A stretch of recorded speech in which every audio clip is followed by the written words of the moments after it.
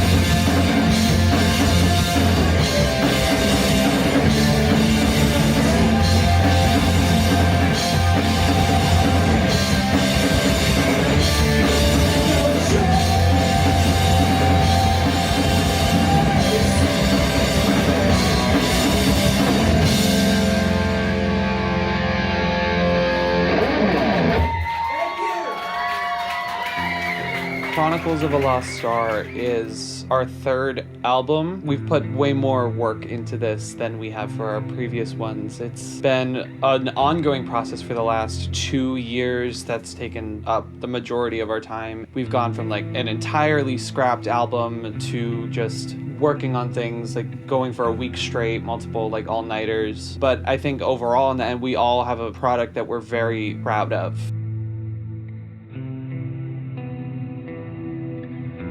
Two years ago in July of 2020, the whole band came together for a week, and it was just a continuous writing process. We tried to churn out as much as we could, both musically and lyrically. We had the initial ideas of a concept, and it was originally going to be a 10-track album, but it was a much more loose concept than what we have now. So after that week that we had worked on this all, we just scrapped everything we had. We always had this idea of a rock opera, because after Amateur Therapy, that was a very personal album to write, and it was something that I thought I was a bit more comfortable in writing, because that was what most of my writing experience was in terms of lyrics. And then when we were trying to go for this concept, I remember being initially very hesitant because it's not really my realm of expertise, and it was pushing the boundaries of what I had done before, because again, we had this grand idea and we wanted to expand upon previous expansion that we had already done with Amateur Therapy from our first album. After that initial first week that was in July, we kind of took a break from it. At that point, Amateur Therapy wasn't even out yet. We thought, okay, let's kind of just focus on the release of the album that we have coming out instead of writing a third one. Later in the year, after the release of Amateur Therapy, we kind of revisited a bunch of the stuff that we wrote.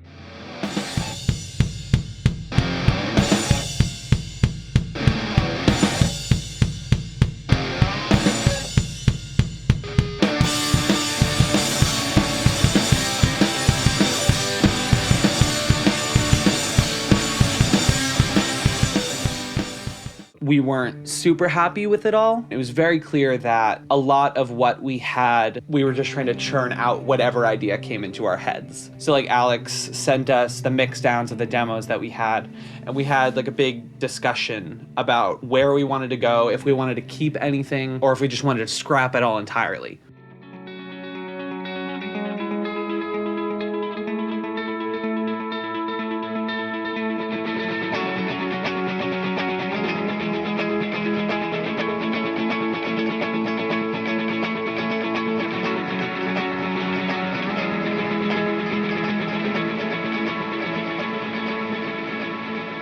That whole process of writing those songs was a learning experience. It was the first time that I personally had sat down and tried to write an album from scratch. Back when we wrote the second album, we just sort of crafted an album of songs that worked well together. And in this case, it made more sense to write each song knowing where it would fit in the concept. The first time, it didn't really work out too well. It felt rushed, it felt sloppy. didn't feel like everyone in the band had enough say in what was going on. It was just whoever had the ideas were the ideas that we were taking. I kind of kept having ideas.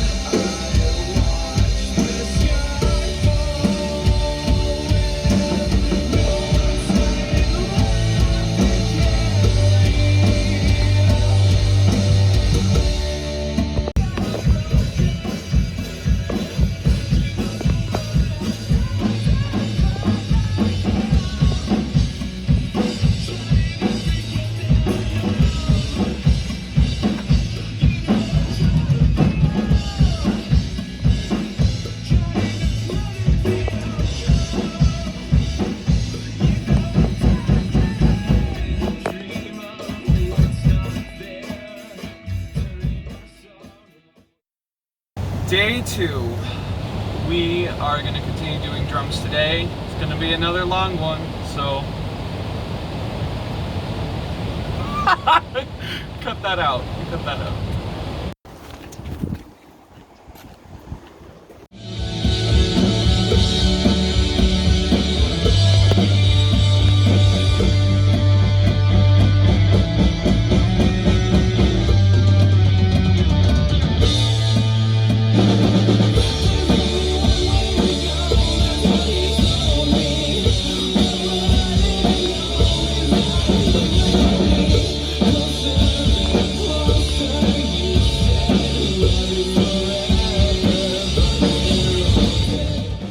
The one thing from that process that we really kept was this sort of sense of dramaticism and intensity that was very present in the original concept album. The one part that was the most revealing to me in general about my shortcomings as a songwriter was during the lyric writing process for the first attempt at this, always taking the first attempt at a line and not ever considering that we need to rewrite and rewrite until something works out.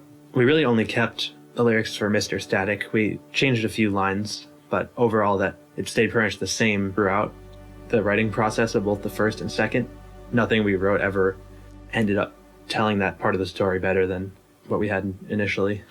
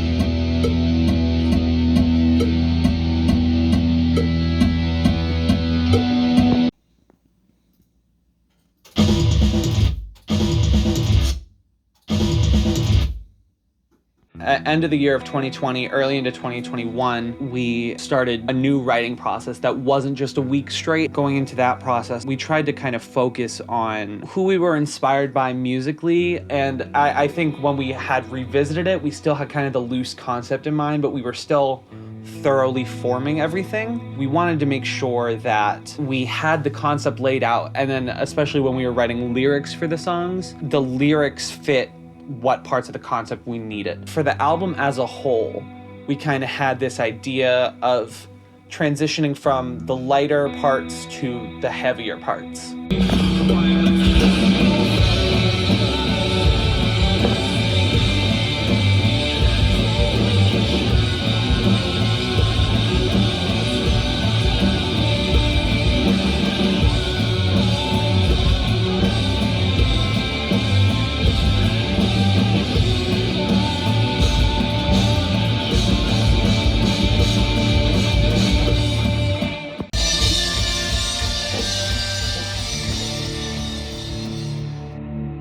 When we had a practice week in the summer of 2021, that week was a whole mess. It was perhaps maybe the most or second most tough part of recording the album, or for the writing process, because it was just a week straight of doing nothing but playing over the songs or refining them. Leading up to it, it was very much just, we want to get this album done. It was maybe a few weeks, like 1 or 2 weeks before the initial recording process for the album. All right, day 3. We are currently waiting for Bob to get here. We are 1 minute early, which means he's going to be 10 minutes late. We're finishing up drums today. Right now we are just a touch behind schedule, but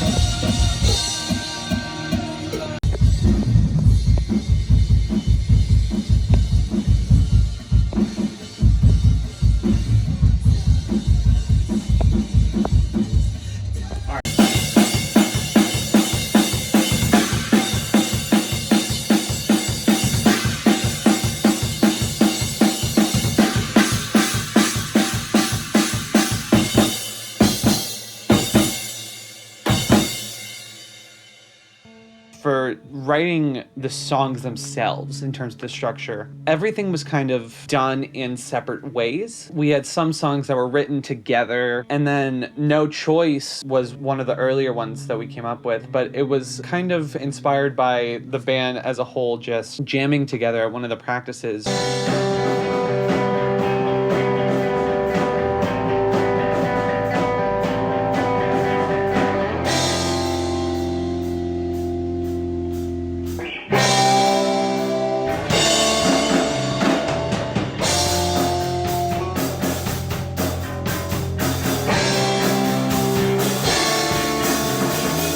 Songs like Peerless, which was one of the ones that we originally kept from that first writing process in July of 2020.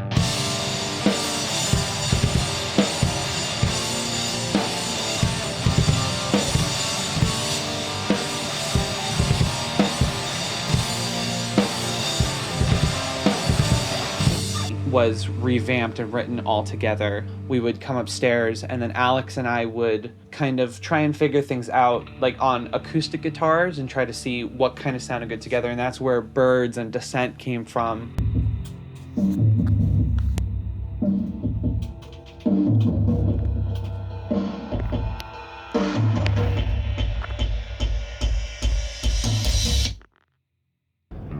We are a little bit behind schedule. We're not as far ahead as we'd like to be.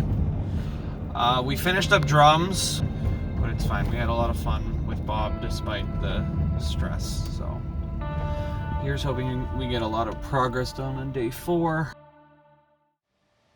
So we showed up to the studio on the first day, started setting up drums. It went very well and was done very quickly. And from there, it started going a lot slower. Every part went over how long we thought it was going to take. We had a lot of long days. By the time we were done with drums, we were happy with the sounds we got. We were happy with the takes. It was time to move on to getting the guitars. For the last album, we pretty much played through the songs in the studio and then overdubbed stuff until it sounded as good as we could get. And for this one, we essentially needed to surpass what a machine could do and do better than the programmed versions in the demos that we had. I think the fact that we ended up doing it in the amount of days that we did is actually impressive, not a disappointment, because we didn't really know when we were getting into it the level of perfection that we needed.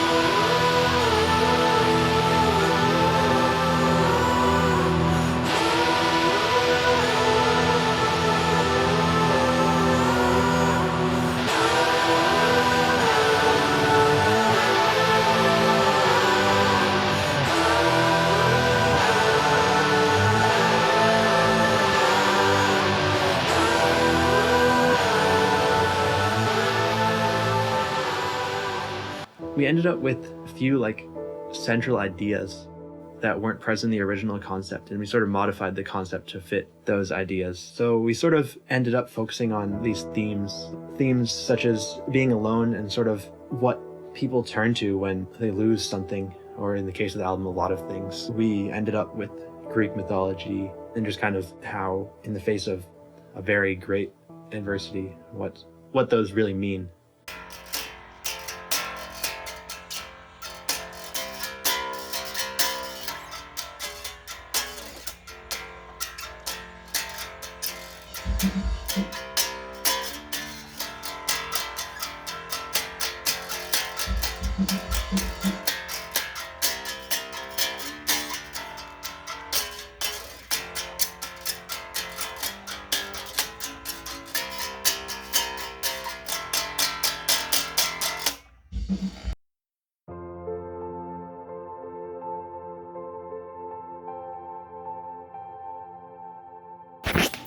Dude, why the hell is Terminology so disgustingly good at rap? Right? He's like better than Kanye. Like, what the hell?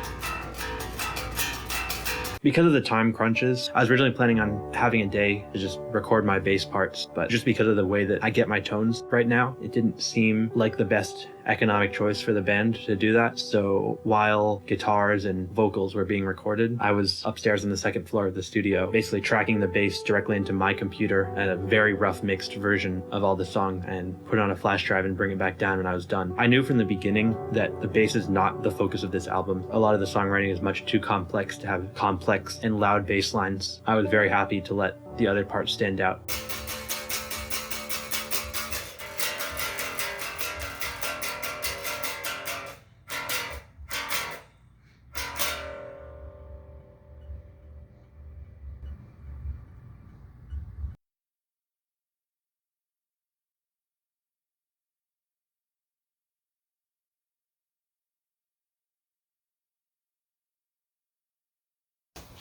Alrighty. I'm not an expert.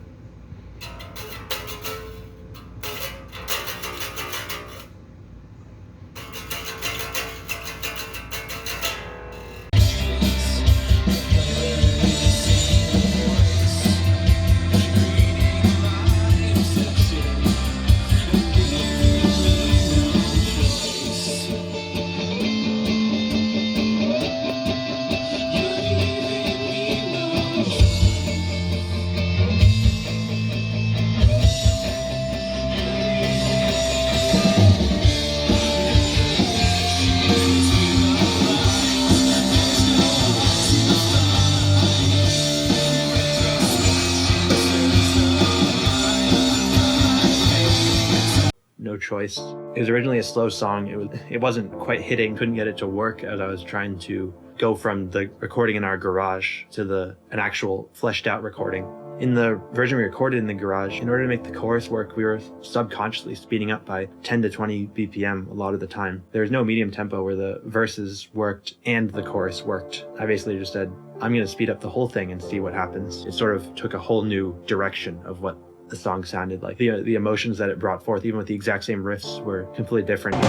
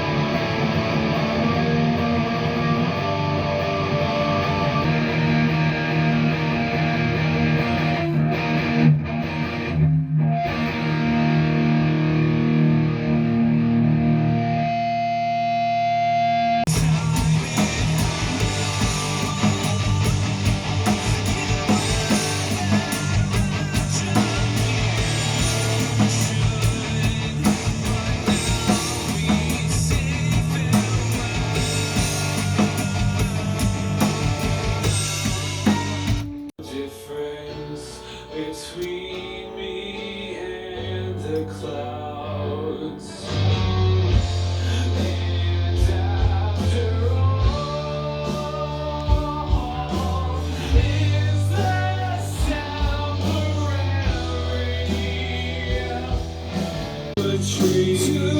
When I did it, I ended up not.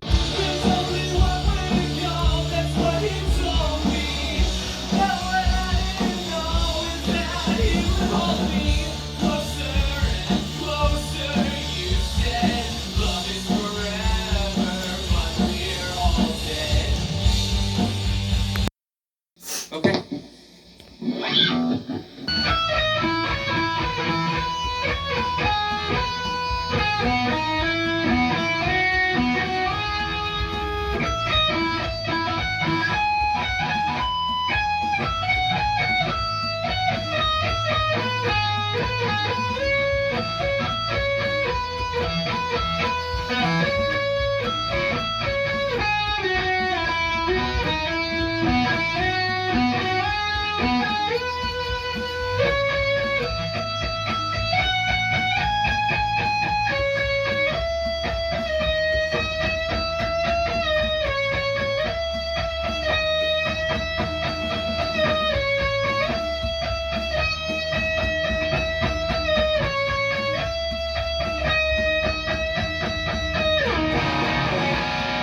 Open to me is like a transitional song in a way from like the Amateur Therapy era into this third album, because the lyrics are still very personal. It's very much a song about trying to be more open with your emotions and how you're feeling and just being honest with yourself. It works in the context of the album for what the character of Andromeda is going through.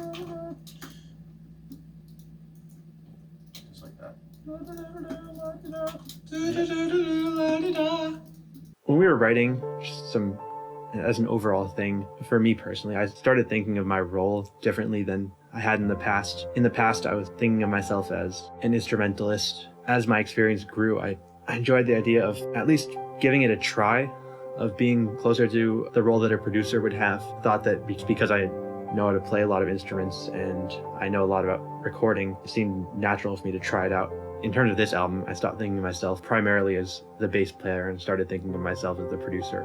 As we went on, my idea of what that role entailed changed as it became more realistic and more set in stone as I was working.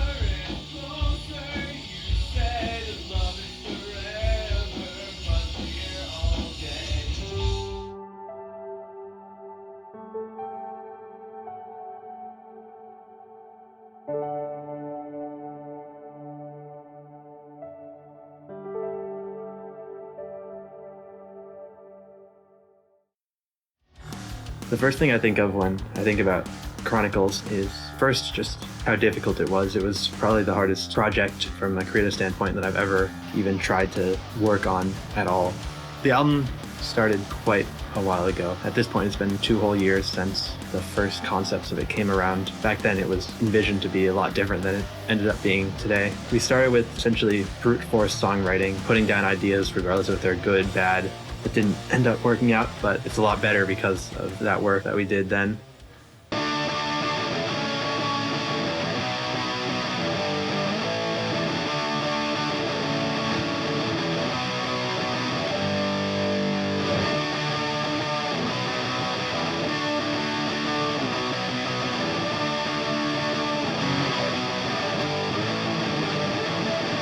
Yesterday we found out that we didn't have enough time because we underestimated how much we would need.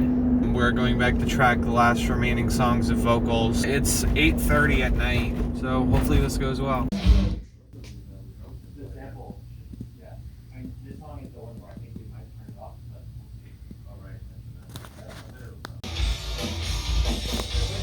From a different angle, I know I'm not closing the distance. The vast expanse to show the infinite resistance.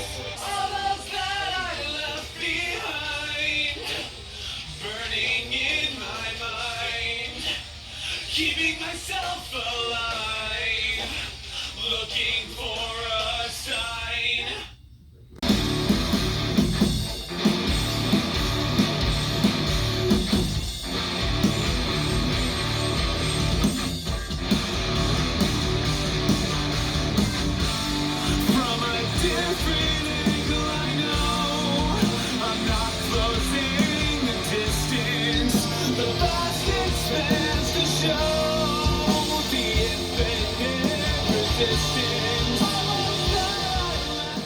So when we were developing the album and the concept of the album, we all originally had the idea of that, like, the world ends concept. But Jen was really the driving force of turning that concept into what Chronicles of a Lost Star is now. Like, we originally had the idea of 3 astronauts going up to space because of the world ending, but Jen was the one who kind of turned it into just being the story of Andromeda being in love with what essentially is the personification of death in Mr. Static. And the adaptation of various Greek myths was what was really important in terms of how we kept the concept going. And so it was a way for us to kind of have this not necessarily like historical background for our concept, but it was a little bit of a basis that we could kind of take inspiration from and drive home the points that we wanted to get in the album. My dear, what have you done this time? System now with the mission that you've chosen, see the care. The person.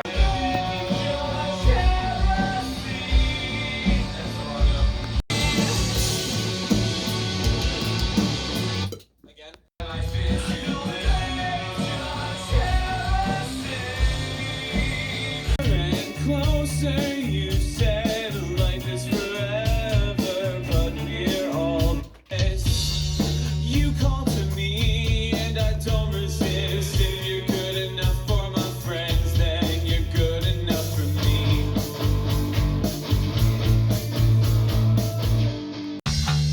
I was alone and needed someone. You were so close, but up above. It started with love, but now it's not. I can't remember the last time you and I fought.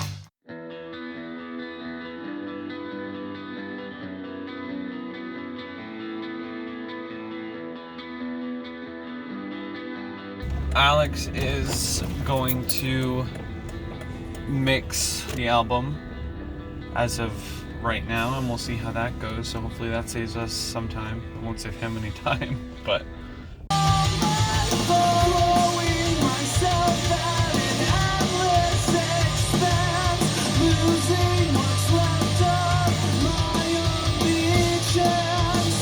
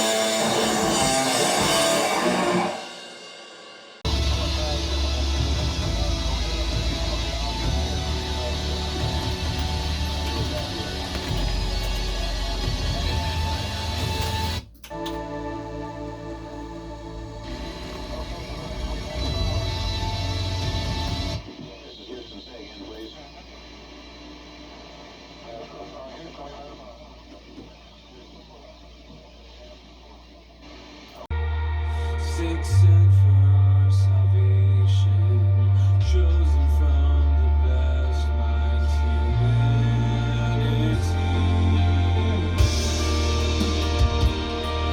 Reduced to nothing, stardust, and our place among the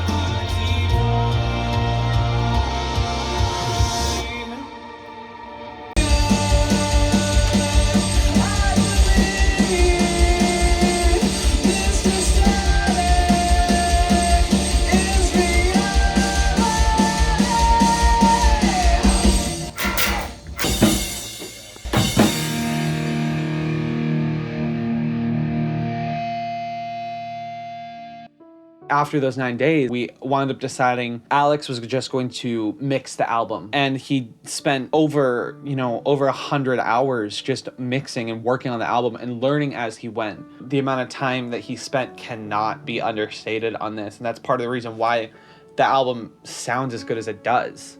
Well, I am you. you are me? Yeah. Sorry about that. Come here.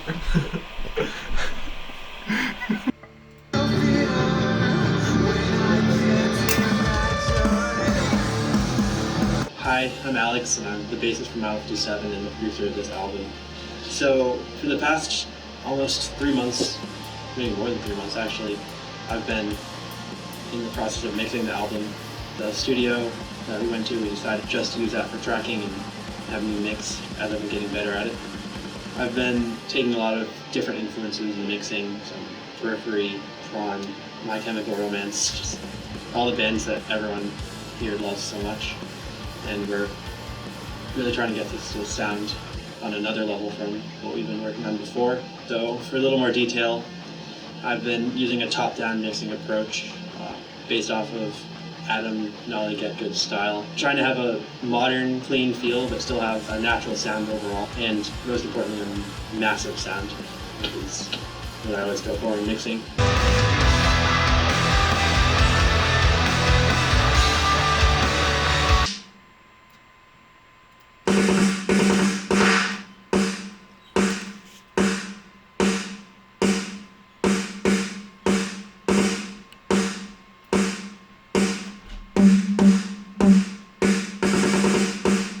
There's one spot in the sample that needed to go right here.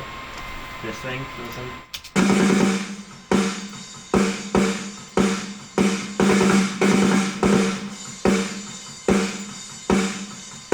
Cleans up so much, I love it. Yeah, that actually really made it sound a lot closer. So the guitars are definitely way too like high-end focused and not enough mid-range focused. That I'm not too big of a fan of. Hold on.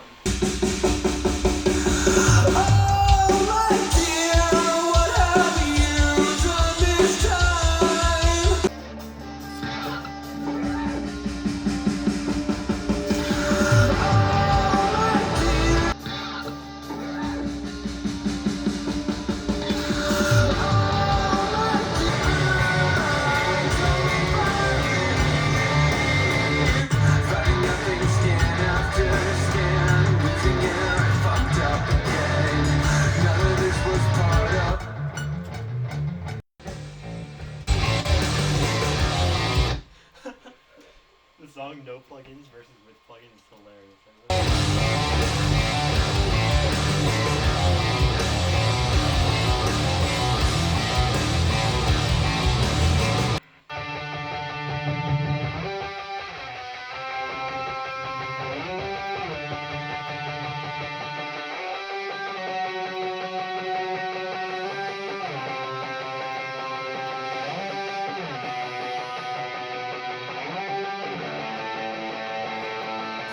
I've been, in charge of the YouTube mixing for a while and been sort of gradually getting more and more experience mixing. And I just, not exactly knowing fully what I was getting into, just volunteered to give my best shot on mixing the album.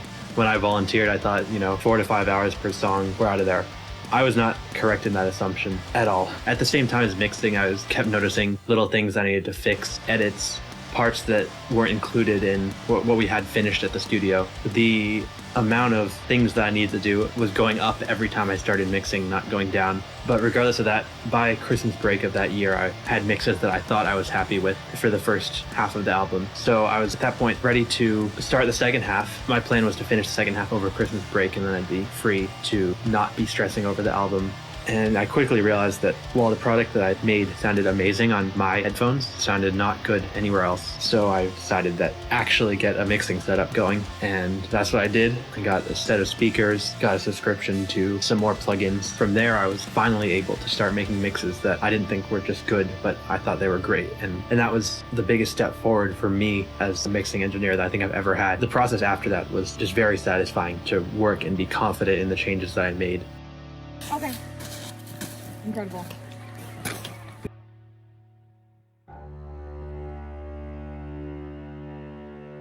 The first week of January, I believe, we started the music video process for No Choice. Jen was very much in her director mode, and she had storyboarded everything. She wrote the whole video, and obviously Alex and I gave our input and kind of, oh, maybe we do this instead. But Jen helmed the project, both for No Choice and Parallax. The shooting process was a lot, and there were a lot of, not necessarily issues, but shooting was a bit troubled. All of the stuff that we filmed outside in the snow, it was maybe 10 or 12 degrees Fahrenheit at the warmest, and then at night when there's no sun, it got, I think, down to 5.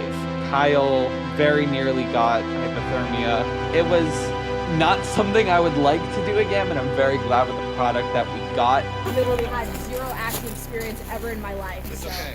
Alex, just start yelling.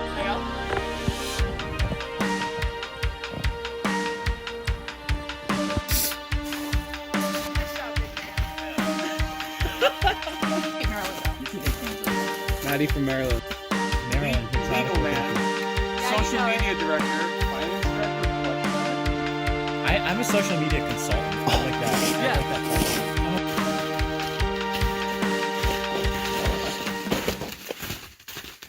You haven't said action once.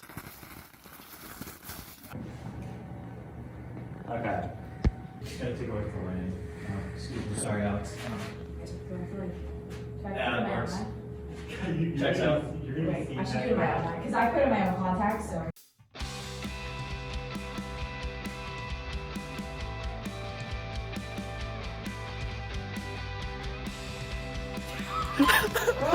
You started shooting at the right time.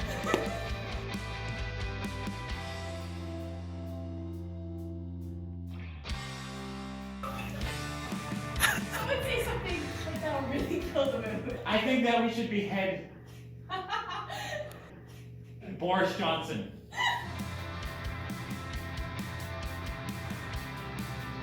You really nailed the haunted look. Like, you look like you just watched like 16 people die. Fatally shot. It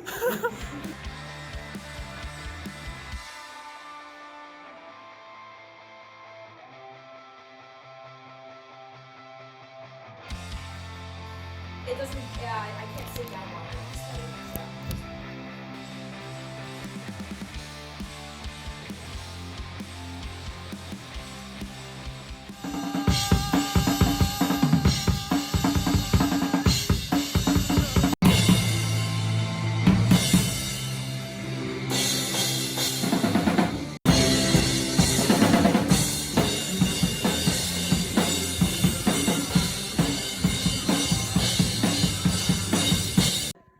I think that's it.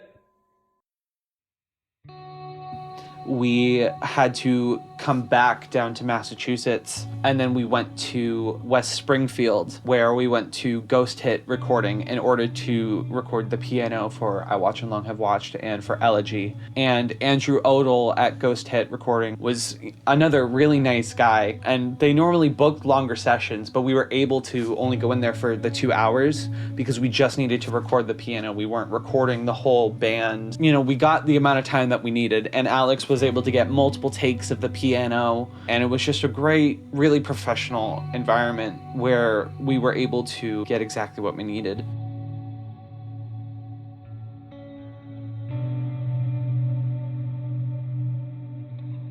Ghost Hit was awesome. The engineer knew way more than I'll ever know about anything. He did an amazing job tracking the piano. Well, I mean, I tracked the piano, but he put the mics, and he did an amazing job putting the mics where they needed to go to get this huge, full, and modern sound, which is exactly what I was hoping to get. That whole process was another just perfect thing. It could not have gone better. I did a bunch of takes playing through Elegy, and I recorded 2 takes of the intro. He pretty much just sent those tracks to me, and I was all ready to start mixing them. And I had a lot of fun mixing the piano, and I think that the sound that I got out of it was quite good.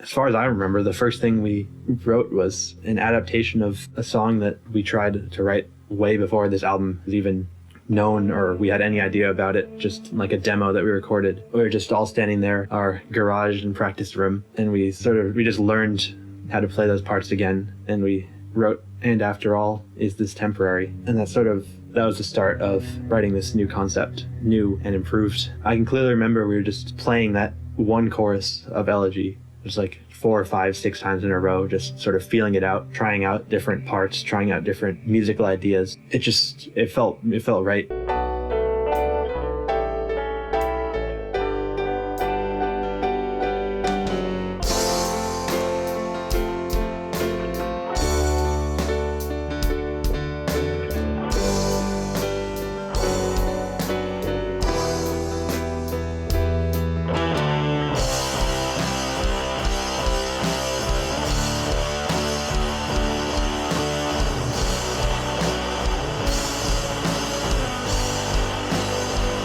Just if you want some beef to introduce there. That is just a little more scooped. And then you've got that one room mic that's really just kind of natural sound. Cool. And then there's these are just a pair of mics that we have on the ceiling, so they're just, if you're looking for even a little more size, you can blend that one in. So I'll just give you all these separately, and if you like one, you can use one, or pick and choose. This will be perfect. Okay, great. Perfect.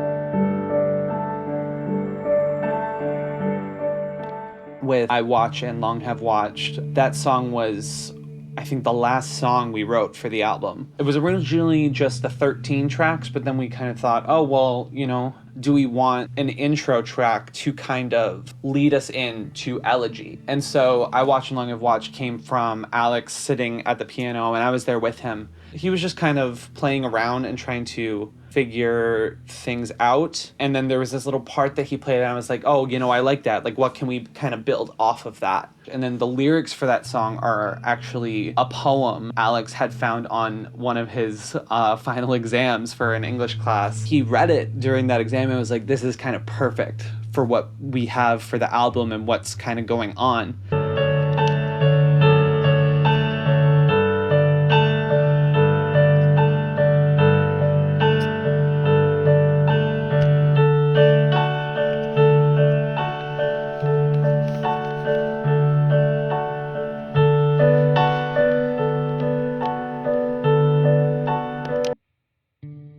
Essentially, we had booked, I think it was a week straight with Bob, which was kind of like how we had done our previous 2 albums. Move to the City was maybe 4 or 5, and Amateur Therapy was a week. And so with this, it was obviously had planned, to kind of get everything done on a certain day and have it all done within that week. But that did not happen. After those 7 days, we were like, we're still not done. And so we added on an 8th and then I think a 9th. But it was also like, wow, like, this is way more work than we had originally envisioned. As we were recording everything, it was my guitar and Alex's bass recordings were being done at the same time. Like, Alex went upstairs in the studio, and then Jen and Alex would be working on drum samples and maybe editing things a little bit here and there while I was either recording vocals or guitar. And then, this continued out to the 9th day. And then eventually, after that big chunk of time that we had worked, I had kind of realized, I don't really like a lot of what I did for the vocals, and it was pretty clear that I was like fatigued, and that I think everyone was very, very burnt out from the process. So it's day 11. We are going back for our last studio session to finish up the rest of the vocals, and then we're going to record a bit more at home this weekend for anything we missed or any harmonies or anything like that. This is just to make everything more perfect and to finish up the recording of the album. So yeah, fingers crossed.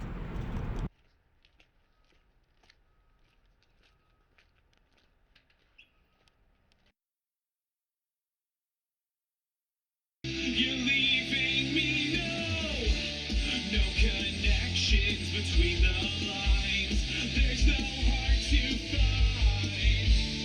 Retrospection turns the mind from my fading time. No choice.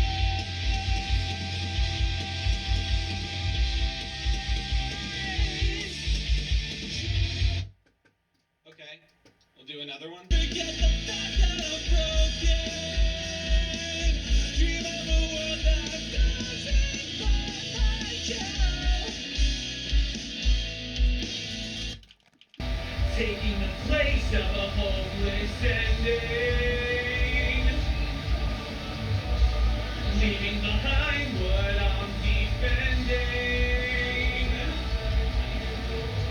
I lost myself for days.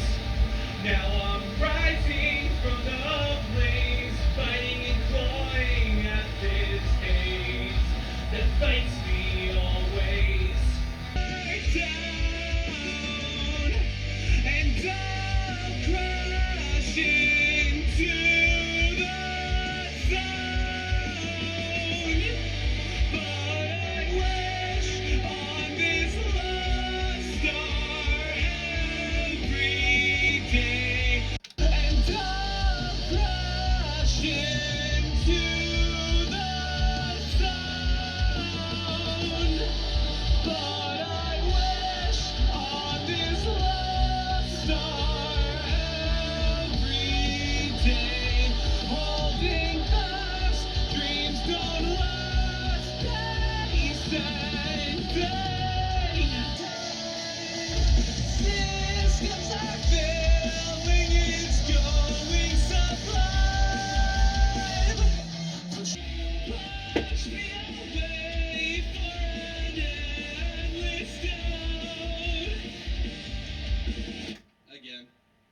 Ecstatic Cries, the lyrics were written and the melody was written pretty much in an all-nighter. There was no sleep. It was maybe 4 or 5 in the morning. And it was, okay, well, we want the demo track done. And I sang the demo for that song at like 4 or 5 in the morning. And then we wound up staying up still, and then we went to a diner for breakfast that morning. 6 cents for our salvation, chosen from the best minds humanity.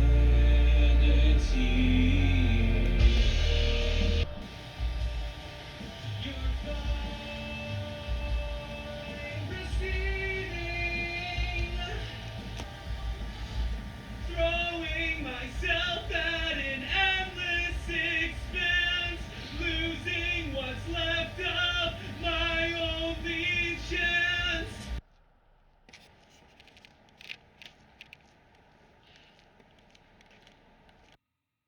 We had originally only planned to schedule a day 11, and I, went in just to record the vocals, and Jen came with me. It was not exactly what I had hoped for whatever reason. My voice was just not cooperating, and I remember feeling really down and just kind of defeated in a way. It was going into the nighttime, and we were kind of thinking, am I just going to extend the night out and just try to keep singing these songs until like 2 a.m., which we eventually decided not to do, because at that point it was like, my voice isn't getting better and we don't want to push my throat and then have a bad quality and waste time and waste money. And Bob suggested, well then why don't you just like come back tomorrow for a few hours, which we wound up doing. And then that next day it was a lot better results. It was kind of cathartic to finish off that recording, at least for the main parts that I had been sitting and stewing over for months, thinking this isn't sounding how I want it to sound. Once it did, and I was happy with the takes, it was a good feeling. Losing faith out of place, no escape. Oh my God, why did you trust me? Get one more.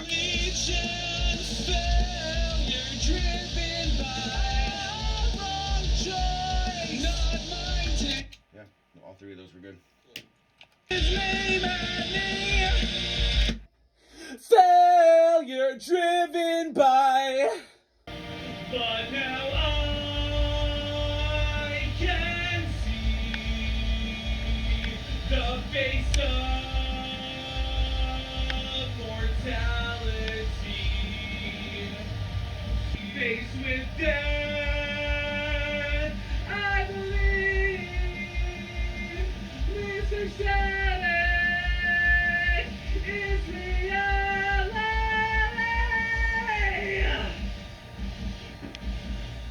It's that last word that changed.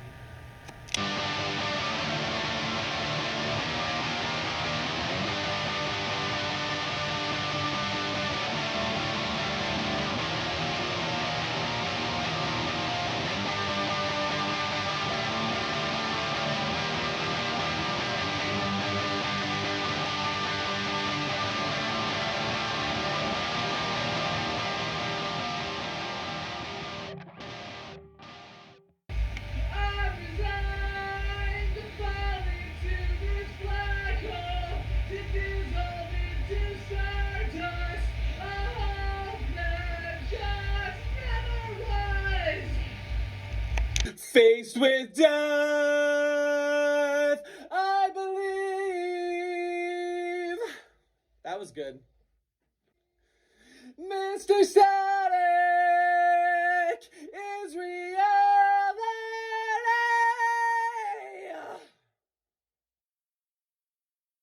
The bridge sounded okay to me. Yeah, there's so How can I be the last one after all these centuries? yeah, like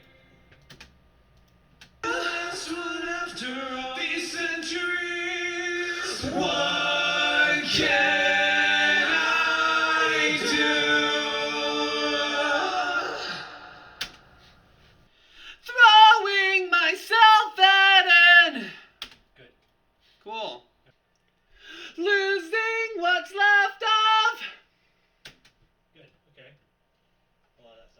My allegiance! Almost. Yeah. Nope. My allegiance!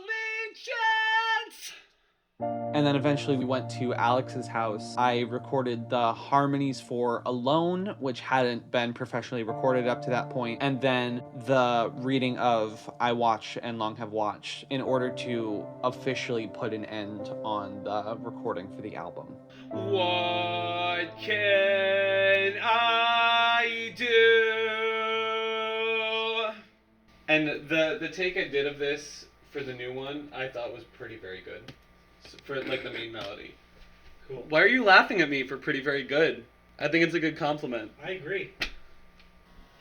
It's too bright in here. Can I turn one of the lights off? It's up to you. No. But it's not vibey. Notice how like the first word's always short, right? Mm-hmm. Every time until the last part. But I think we have to change everything for the last 5 because it's different. Uh-huh.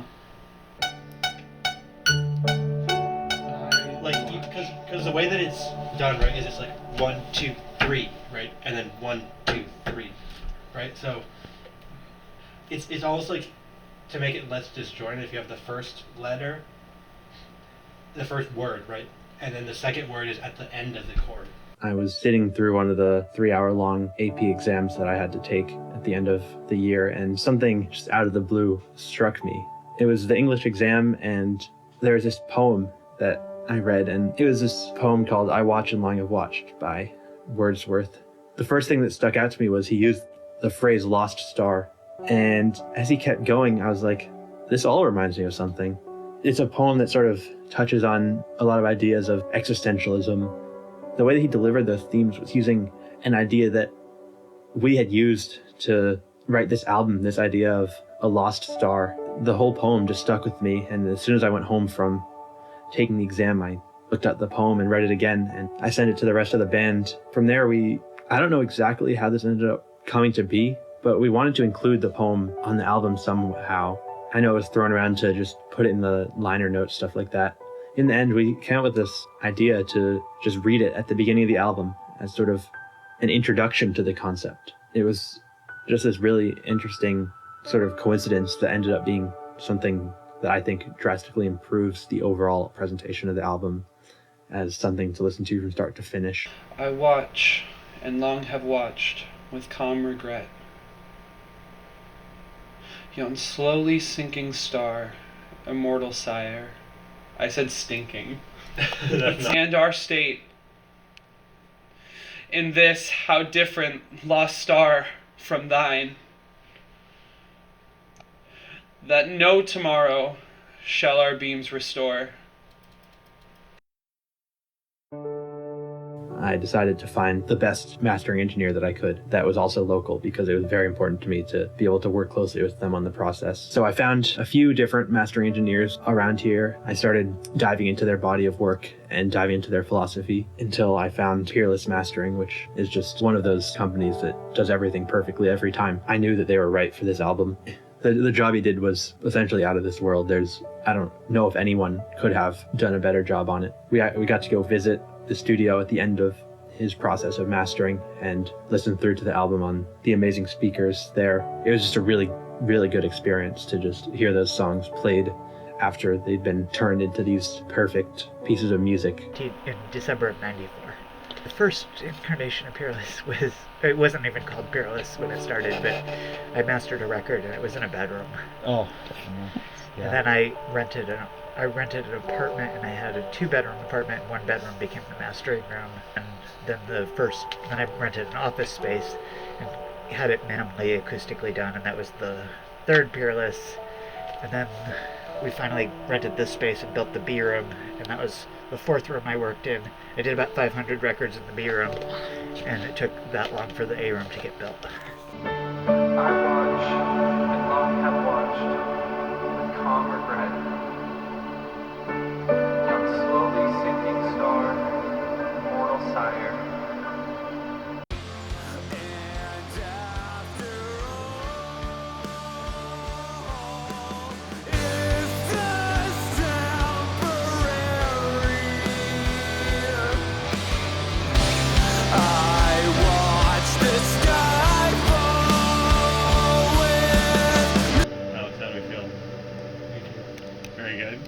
I know what would I notice as a difference in the 5 seconds you have? Wait for like the part that you did? No, like listening. One of the main things, like the impact of like the snare drum and stuff like that is different. Will the piano have been any different than the last song or no? Probably not. I'm just What do you like, mean by that? it sounded like I could just hear more of it, but that's also like speakers is a large difference.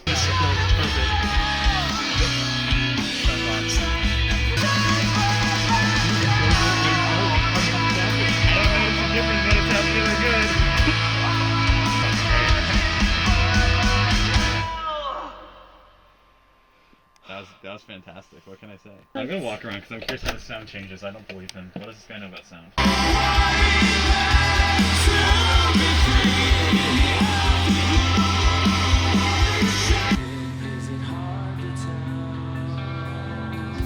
There's no one out there to see the birds of hell. They break and tear and scream at me. To breathe smoke, to be alone. Now I'm just lost and it's well known. Full of doubt, crying to inaction sound. And turning back just makes me see that the gods are solely unseen beyond this sadness. No connections between the lines. There's no heart to find. Retrospection turns the mind from my fading time. I was Okay, thus far, alone and needed okay. someone. You need like a guitar part. Close, but up above. It started with love, but now it's done. I can't But I'm not in it yet. remember the last time that we fought. There's only one way to go. Okay. That's what he told me. But what I didn't know is that he would hold me Closer. and closer. See what I did there? See what I did there? Life is on with my thoughts again. 1,000 miles above nothingness. Oh my god. To me, and I don't resist if you're good enough for my friend.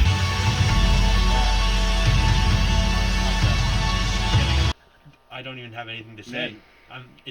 He made me look a lot better than I actually am, which is great because I only look decent. It's awesome. Oh, actually, you know what it sounds like? It sounds like it's mastered. It is. Whoa, can you believe? I saw the ending, stared into the fire. That's a lot fancier.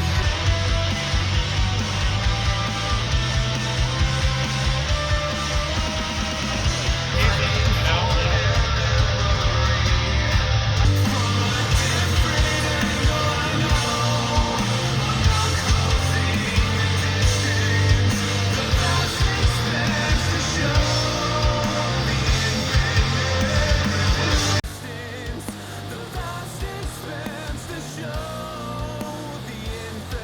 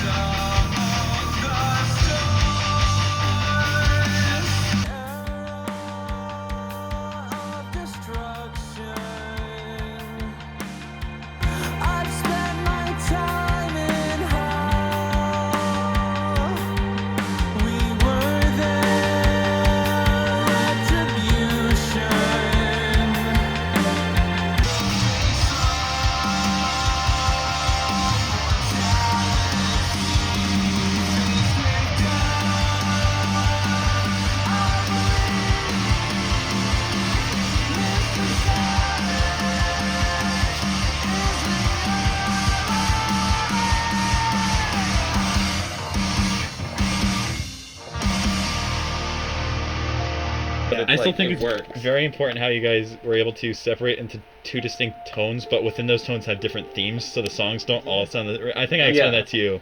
I'm annoyed with albums that have the exact same, snare sound, guitar sound, drum sound. Yeah. No, but like it's very clearly separated into two separate things while having different moods explored within those different sounds. Making Look it at me, easier I'm for an your art shot. Obviously, the environment that you were listening in, you didn't have as accurate of bass. Yeah, so bass was a huge part of like the mastering. I noticed that it was a lot better, and I noticed that. I tried to make it even, but I also let some songs be bassier than others because they just seemed like they would musically be bassier than others. Yeah, in the first half there's more upper mid range and high end. Yeah. And then the I forgot the name of the band for the second. Periphery, yes. Periphery was darker. Yep. And so the second half of the album is darker. And the loudness is I actually think it kind of works. I mean, the first half I think is slightly louder than the second half in a weird way. But the second half was so dense that you can only make it so loud without it, like, blowing up. Yeah. So I went as loud as it would let me go. Yeah. And I think we're on par with the reference. Because I think this is a very loud record from start to finish. Yeah. I mean, everything was just very consistent. Yeah. That's cool. Yeah, that's the goal. Yeah. That's what I do. Yeah. The loudness comes from a combination of that limiter and a little bit of hitting the converters a little hard. Cool.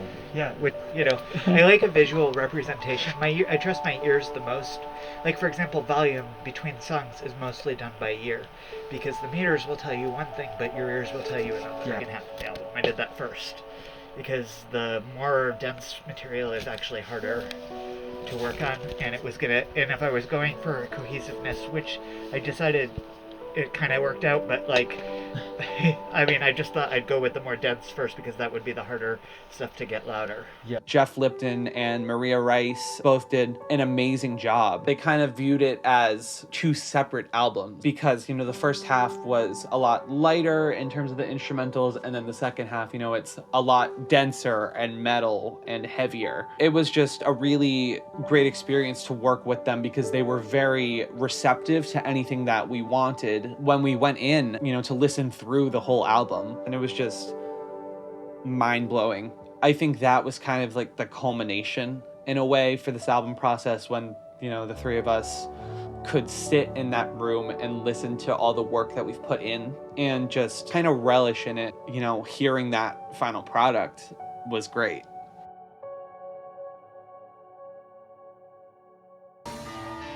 A few months later, we got on the process of releasing another single. At this point, we had released the No Choice music video and we released Static Cries. But then we wanted to do a music video for Parallax, which again, Jen helmed as the director, editor, etc. So Alex and Kyle, our manager, were able to get us a football field at their high school. We went in and we set everything up and we recorded as much as we could. And we got everything done before the time that we had scheduled. And it was also a little stressful because I was actually leaving for a study abroad trip from London the next day. We were only able to get that day, that night, right before I left.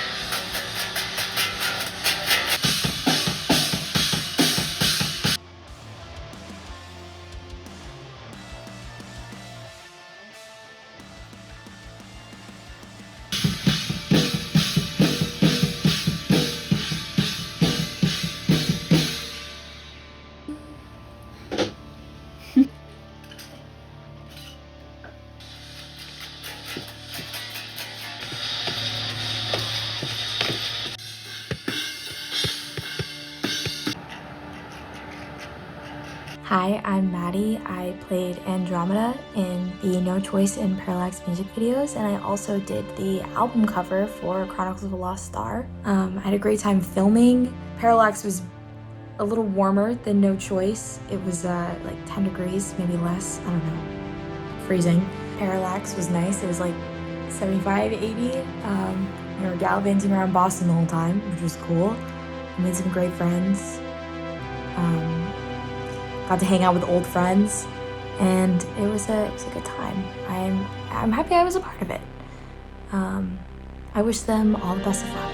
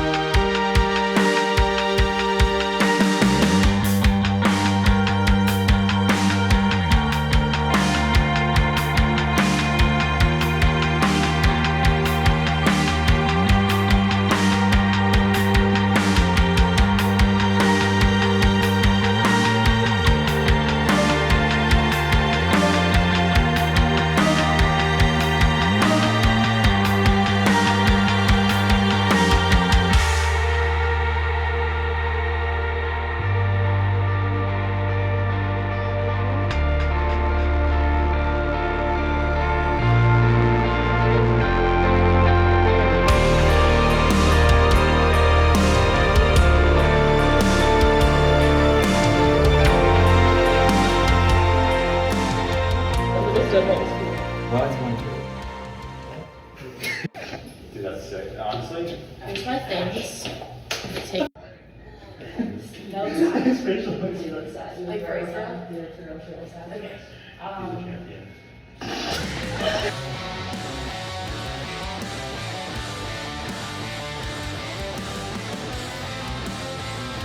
I think.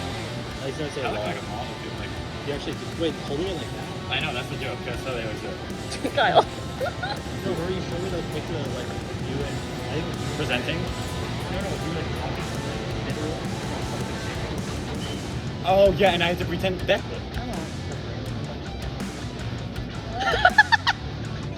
It's good timing.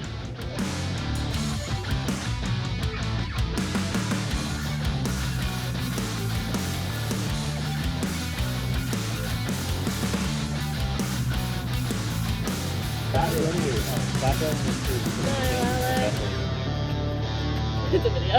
I'm so sad. That phone is sick. Why would you do that?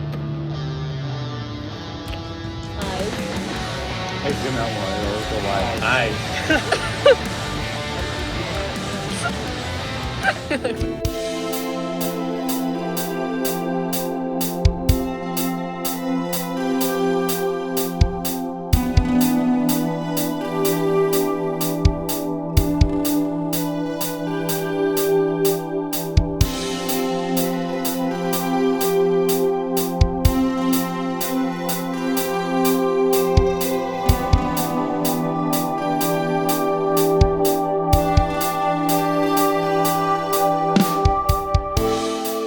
I would say that the biggest influence for the album art was the general theme of loneliness and Andromeda's character. I tried to focus on making space the focal point of the piece. So your eye isn't drawn directly to the spaceship floating. I wanted it to kind of be off to the side and an afterthought. So I made it colorful and blue and purple in the background, so you see that first and then you realize there's a little spaceship. I think that, I hope that came across as loneliness and the fact that it's floating, power isn't on, it's just there, it's existing, and that's kind of what Andromeda is going through in both music videos. She's just existing. I think playing her helped in creating the art. I mean, I have no acting experience, but I literally had zero acting experience ever in my life. It's okay. Jen really gave me what she wanted. She told me what she wanted. She gave me storyboards and Google Docs, and I figured it out, and I hope it came across the way that it was supposed to. And of course, I hate watching myself act because I don't know what I'm doing. I literally had zero acting experience ever in my life. It's okay. But I do hope it came across the way it was supposed to. I hope that that's what people think of when they see it, and I had a really great time doing it. Unfortunately, the B-roll will be covered in dust, like the rest of my car. Don't put me in those.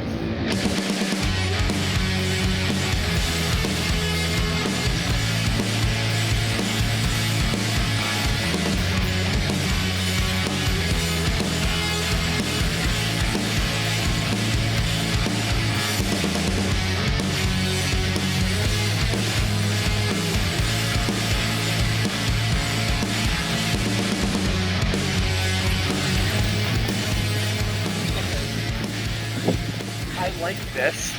It's too. I feel like it's too close. Like the main entrance where everyone walks in. I know, but we are filming the last 3 episodes. There's like whole seagulls over there. Please don't fall on this. I'm gonna do a little parkour legend. Oh, there's a trail right there.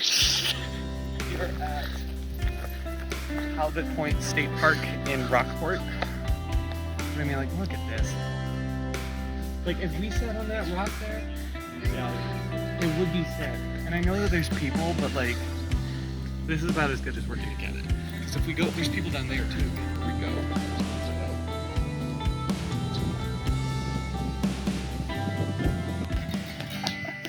never even thought of that. Yeah, there's two.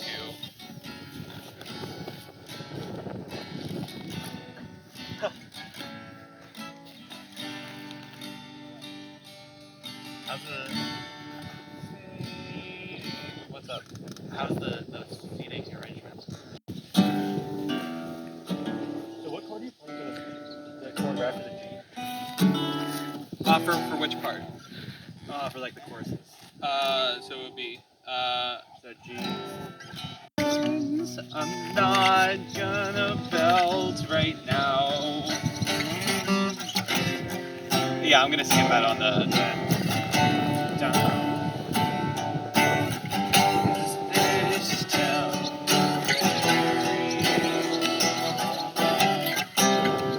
Sorry, I don't know my head. This town.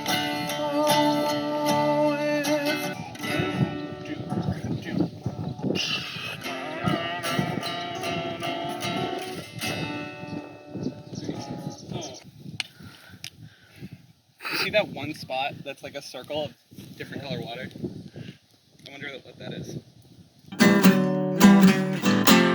And after all, is this temporary?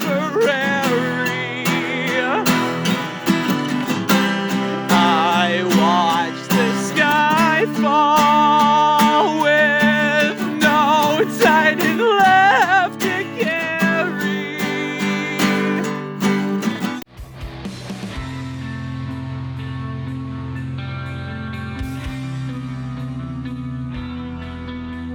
The birds of hell, they break and tear and scream at me.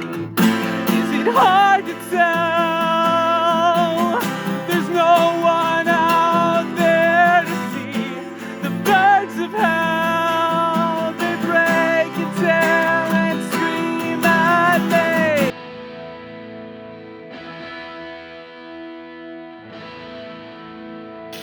Sorry. Like, if I'm going for a stroll, I don't do that, but like, if I know I'm going somewhere, that's what I do. Did you just fall?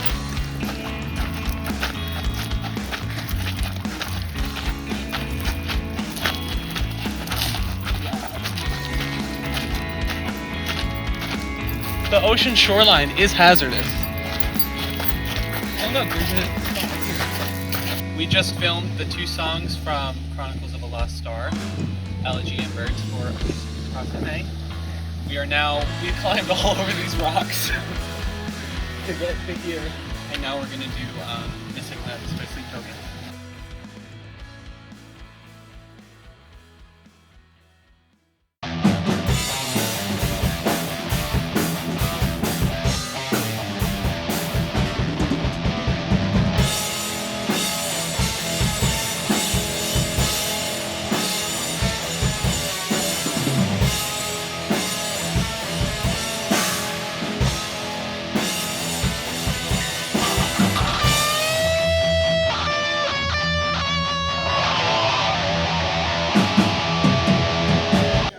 So this next song we're going to play is an original off of our most recent album, Chronicles of a Lost Star. This song is called No Choice.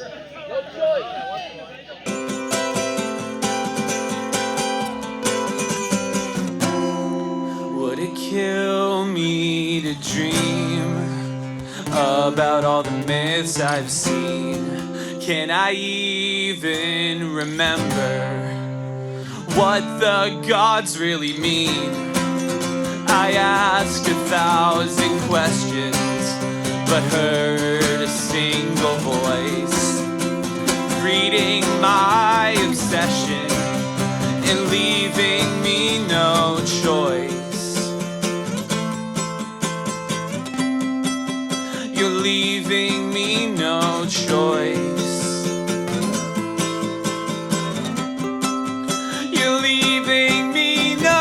I think it's pretty clear that this whole process was not easy or simple. As a matter of fact, it was probably one of the most difficult things that any of us have done. Overall, we just tried really hard to make something that we could be proud of and be completely throughout the entire thing, fully proud of every decision that we made. While it's a pretty much impossible thing to do, I think we got as close as we could have ever hoped to get. We were able to just put together this selection of songs that I really think just is not like anything else that you can listen to anywhere. We used a very unique structure where we split the album in half. I really think that all these goals, there's only so much that any group of people can do. I do think we did as much as we could do. All that we can really ask for as a band is to get a product that we genuinely don't think we could have done better on if we tried. You know, this whole album process for our third album has been unlike anything I've done up to this point. It's been a lot of work and a little bit too much money. It's been a long process, and I'm very excited to finally put this project of 2 years out into the world and have it be out there and be able to share the story and the hard work of everyone, you know, who participated in it. The band itself, Bob Nash, Jeff Lipton, Maria Rice, and then even our friends in the music videos, Maddie and Kyle. It's been a long, hard road, but you know, we finally got there, and that's a great feeling, and I'm excited to share it with everyone. But now